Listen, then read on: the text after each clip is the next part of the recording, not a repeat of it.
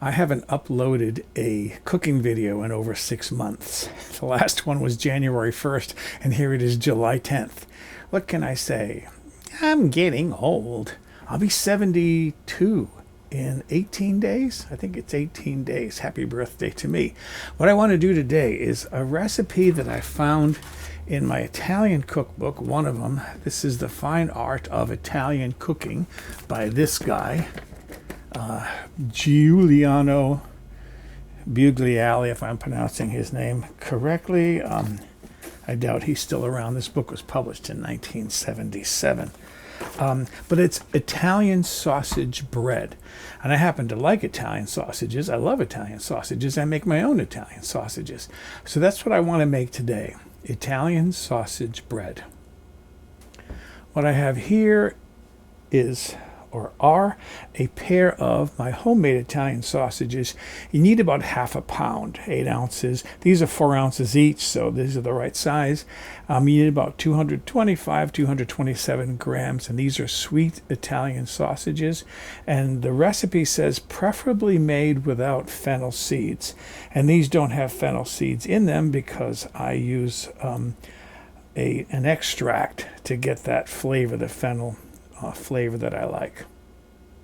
I cut these into, I would say, 1/2 inch pieces. The original recipe says 1 inch. I think that's too much, too thick. 1 inch is 2.5 centimeters, so these are about 1.25 centimeters. And I'm going to slowly cook these over medium-low heat. I'm going to put a lid on that as well until they're cooked all the way through. That's going to take about 10 minutes. These have been cooking for 10 minutes and they gave off a lot of fat. The fat I don't want. So I'm just going to take the pieces out and put them in a small bowl, set these aside until I need them. I don't usually start with a sponge when I bake bread, but he says to use one, and I thought, well, why not experiment and see how well it goes? Okay, I'm using a lot of yeast. He says because of the meat, and I'm going to be adding cheese to the dough doesn't rise as readily as it does like when you're making a regular white bread. So he says to use 3 packets of yeast. That's about 3/4 of an ounce or 21 grams. This is active dry yeast. If you measure it by volume, this is 7 teaspoons. And then I have 1/4 cup, roughly 60 milliliters of warm water. He says to mix that, and I love his directions. He says to use a wooden spoon. Does it really matter? I mean, you could use a kryptonite spoon. Would it matter?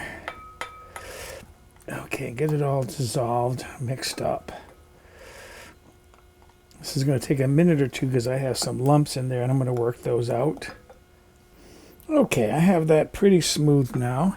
I'm adding to that 1/2 cup, which is 2.5 ounces, 71 grams of all-purpose flour. You could use bread flour if you want. Stir that in.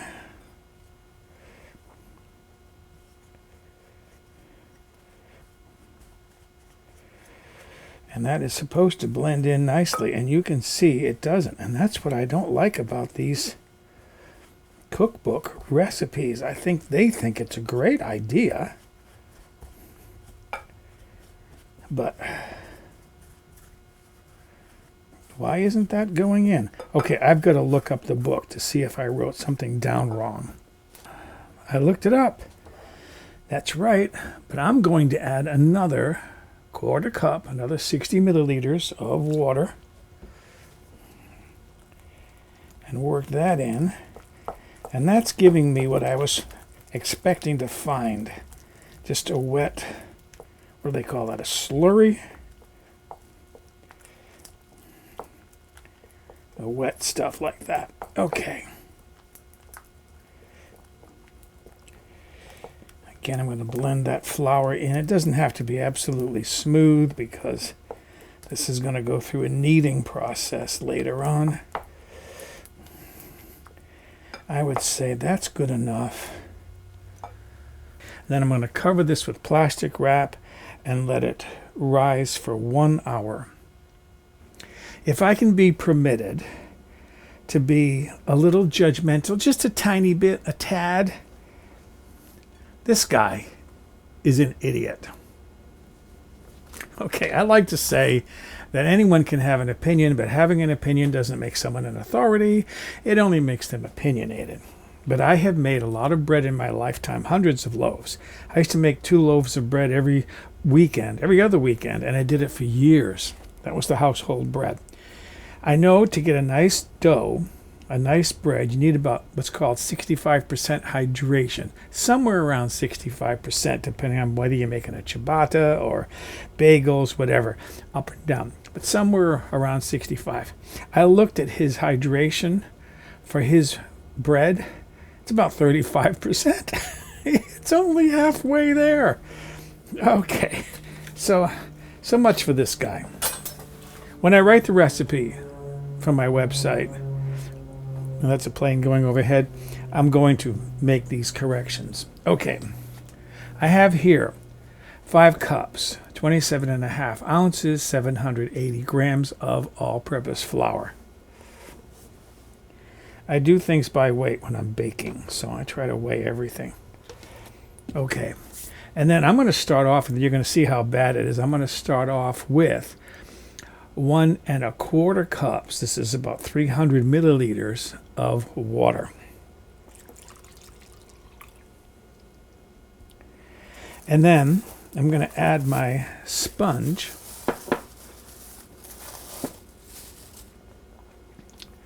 Because this will add some moisture.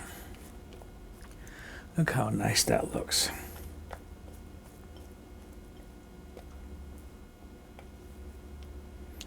And I'm going to start mixing this up. It's going to be a little messy at first, but it won't mix up really nice, and you'll see. And while I'm doing this, I'm going to add about half a teaspoon of salt to get that mixed in there. All right, give me a few minutes to make this mess.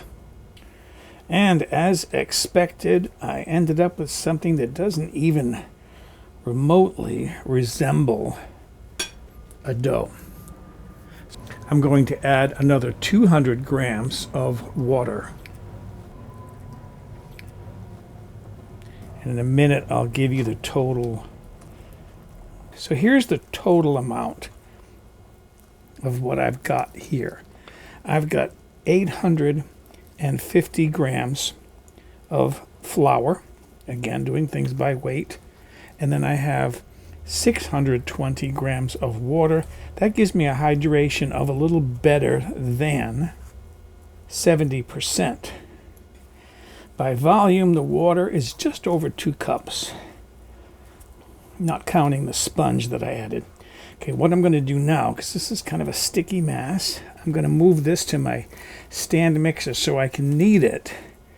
And then I'll add a little more flour as necessary to get this down to the 65% hydration that I like. And this might actually be good enough once I get it kneaded.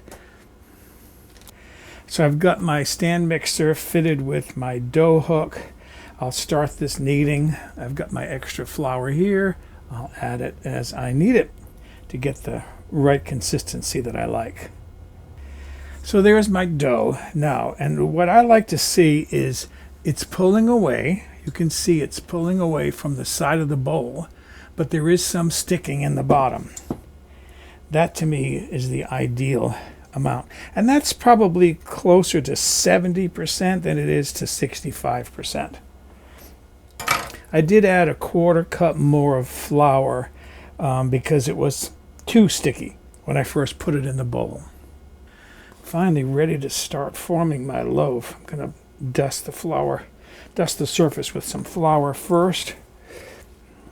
I'm going to get some flour on my hand. Then pull my dough out of the bowl. Okay. See, a little bit sticky, but that's okay. Flour the dough. And I'm going to shape this into a rectangle, sticking to the counter. Make sure it's well floured.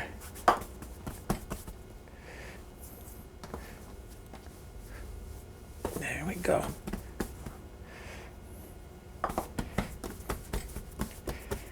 And I want it to be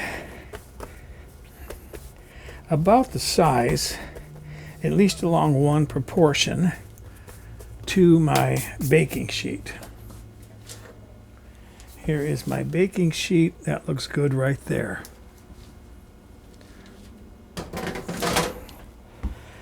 The other dimension doesn't matter very much because I'm going to roll this up.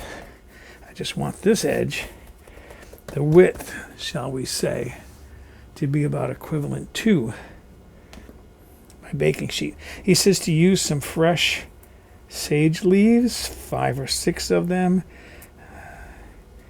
torn into thirds. However you want to tear them is fine. I'm sure it's not going to matter. These are from my little herb garden, such as it is. It's just ceramic pots outside. I have about 6 or 7 of these here because the leaves are small. You could probably use dried herbs, the flakes. Okay, and here is the Italian sausage that I cooked earlier. You want to arrange these on the dough.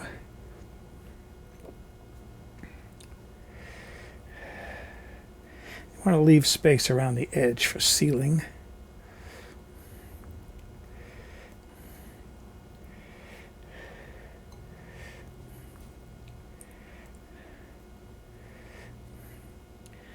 Beautiful. That looks really nice. Okay, then I'm going to add optionally some cheese. I have here 4 ounces of shredded mozzarella cheese. Have it in this little package here. I buy it in bulk and then I portion it and heat seal it in little packets. I like cheese on the bread. Okay, spread that around. I can push it to the edges a little bit. Keep the edges clean. Come down here nicely. Okay, and then start rolling. Like you would a jelly roll.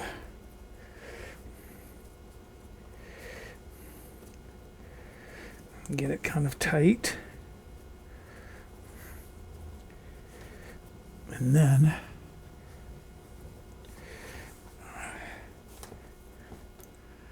bring it up and then pinch it shut really well. This finished edge and then the side edges. And then let me get my baking sheet out again. I put some parchment paper on there. Gonna smooth this out fairly nice. I mean, it's going to be a rustic looking bread, which actually I want. I mean, I could have done this in a Ziploc. I could have done this in a springform pan. I could have divided it in half and put it in 2 loaf pans. But I actually want it to be a little rustic looking. I remember my grandmother's pepperoni bread. Hers was always rustic looking. Okay, I'm going to cover this with plastic just to prevent sticking. I'm going to flour it lightly. I'm going to cover this with plastic wrap and let this rise for 1 hour. There is my risen loaf. Look at the size of that thing. See if I can peel this off without tearing it too much. I did spray it with some kitchen spray just to help prevent sticking. And I'm going to see if I can get away with this. Just put a few slits in the top. I don't know that it's going to make a whole lot of difference. This is a very flat loaf because it was a very hydrated dough. In the meantime, I have been heating my oven to 400 degrees Fahrenheit. That is 200 degrees Celsius. And let's see, I'm going to bake this for 1 hour. But I'll start checking it around 50 minutes. And there it is. So I'll give that a couple of hours to cool down. I have my digital thermometer and I can check it inside to see what the temperature is inside. If you're cooking by thermometer, you want to get this up around 200 degrees. I saw that slightly above that. Checking it there, it's 203, 204 degrees, so that's cooked all the way through. That's one way of testing whether bread is done or not, to get the right temperature. It should be up above 200 degrees or at least close to it. This has been cooling for an hour and it's actually feeling really good so far. So I want to cut into this. Let's see, I'm going to cut straight across, I think, because I want to see what it looks like inside. Only one piece of sausage showing there. We'll set that aside. And what I want to do, when my grandmother used to give us pepperoni bread, we loved to butter it and toast it under the broiler, which reminds me, I want to get the broiler started. Let's see, how thick do I want it? Not too thick. Piece of sage showing up, another piece of sausage.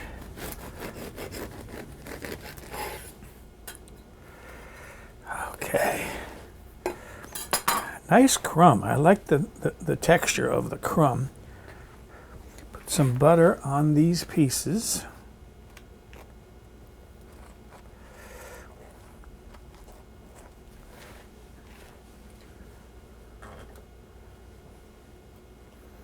A little bit too much there.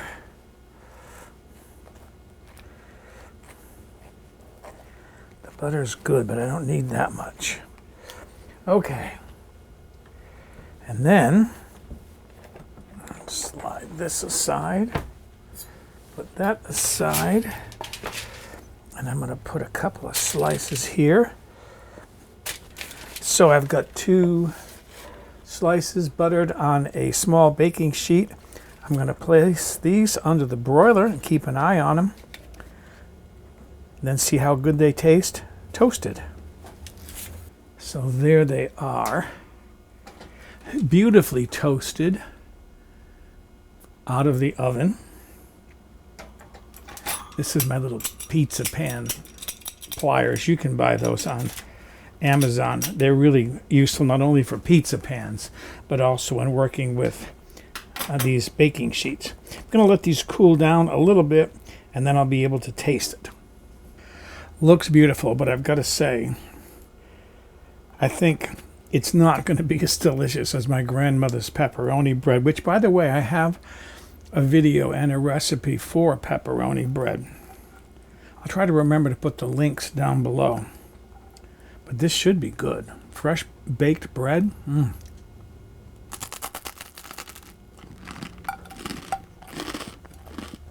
Hopefully you can hear the crunch.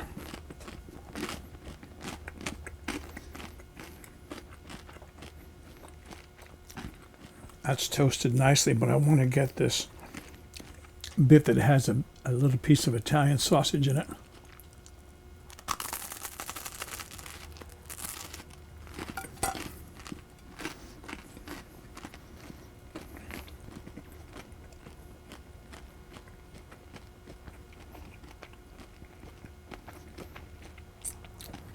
I do like Italian sausage.